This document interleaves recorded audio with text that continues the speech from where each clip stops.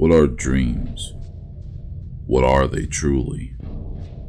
Are they nothing more than bits and pieces of thoughts and ideas thrown together without design or purpose? Might they serve a greater purpose, such as whisper tales of coming days, or reveal forgotten, lost recollections from days long past? Maybe your soul is expelled from our bodies each night, thrust out into the void, and travels to lands far away. Consider this. What if our dreams are more than just nonsense? What if they were premonitions and told of adventures not yet had? Tell me, have you ever had a dream that revealed wonders so great it made your waking life seem distant and dull? Have you ever dreamed a dream that revealed glimpses of who you are and whispered secrets of what you are meant to become?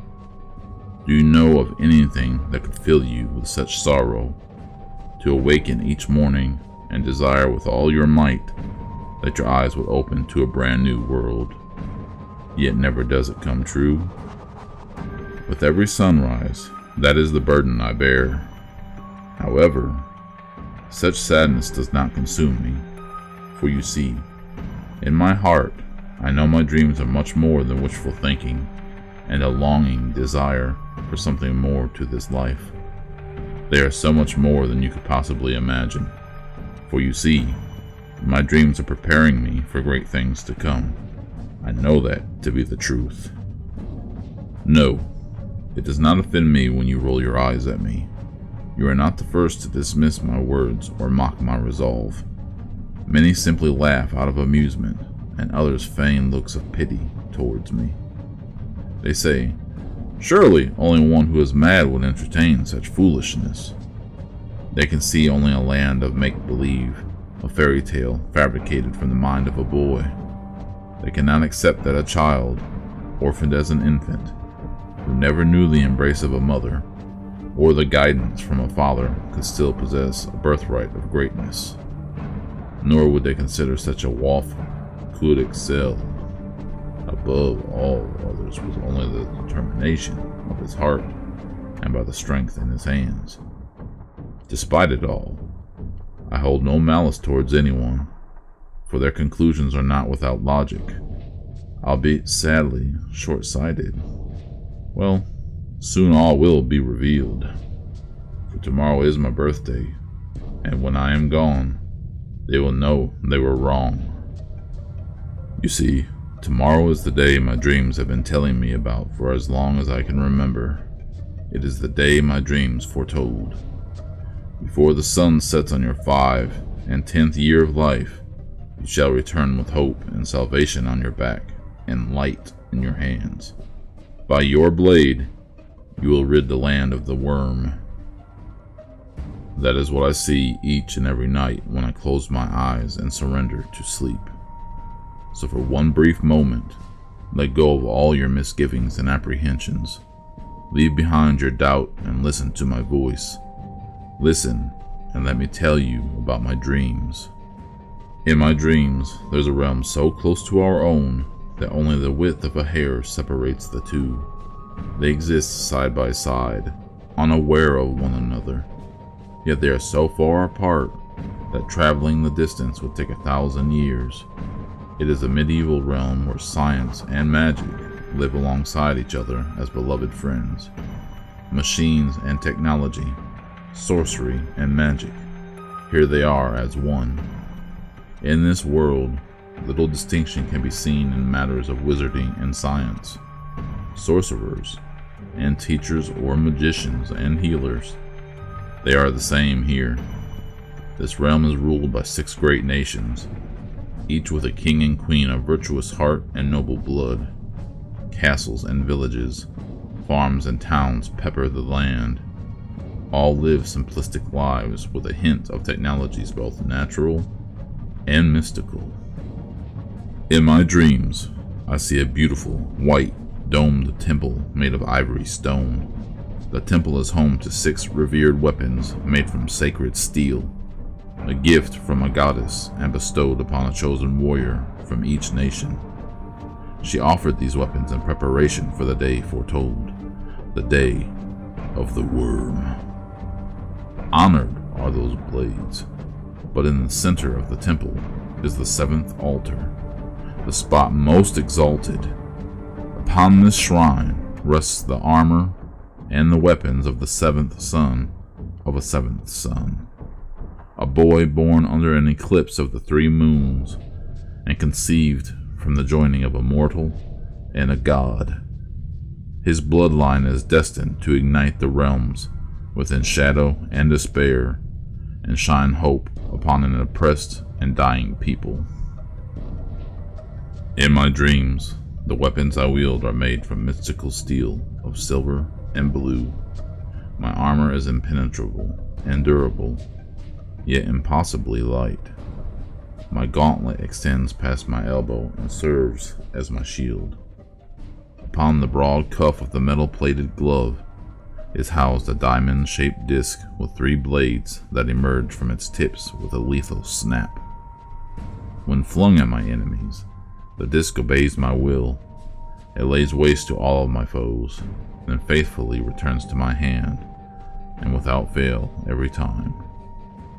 Forged was my sword from the last remnants of creation. Its steel was tempered under the solar storms of a distant star, and cooled with the very essence of life. It is the mortal enemy of rot and decay. Never will my sword be broken. Nothing can shatter its blade. It is impervious to impact. Never will its edge become worn and dulled. The jeweled eye that sits within its hilt is my symbol and banner. It is the beacon that shines a light of hope and victory against any abomination that dares to stand against me. In my dreams, I see a day in which black rain falls from the sky. Ropey and fibrous strands of greenish-black tar pour from the clouds. Its touch brings death and decay across the land. The arrival of the worm is heralded by a clap of thunder as his fortress bursts through the clouds. It pierces the ground like a dagger stabbed into flesh. It is a jagged and pointed, crystalline citadel with bulbous blister-like domes upon its walls. The crystalline mountain is the throne from where the worm will conquer and reign. Black waterfalls pour from the dark fortress and crash to the ground, spreading outward from the mountain's base. It is the source of the decay, a black mold of writhing masses of tentacles and tendrils that infest the land with its disease of corrosion. Everything it comes into contact with begins to corrode and rot away, except for one thing: the dead. For what is a warlord without an army of pawns? The dead are absorbed and transformed into vessels for the decay to use and take form. They are the loyal eyes, the foot, and the iron fist of the worm. The once good people are now primal and vicious creatures, robbed of the peace one would find in death. They are servants of the worm. They attack with such rage and violence, even the mightiest of soldiers cower upon their approach. They strike with fingers as sharp as daggers, and they stab with limbs as deadly as spears. The worm leaves a wake of desolation and decay in its path. It fills its ranks with the deceased and slain flesh of the villages it encounters. From his fortress, the blisters upon its walls are released, and its army of decayed and mindless drones carry the smelly, rotting masses into the heart of all 6 nations. It will plant itself into the ground and become extensions of the mind and will of the worm. From there, it will wage war against every man, woman, and child. It will lay siege against all the people with a battle cry of a death rattle, screamed from the lips and mouths of their deceased friends, families, and loved ones.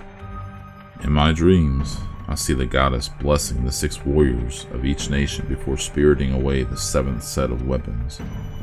She takes them from the walls of the vulnerable temple and hides them in a place far from the worm's reach.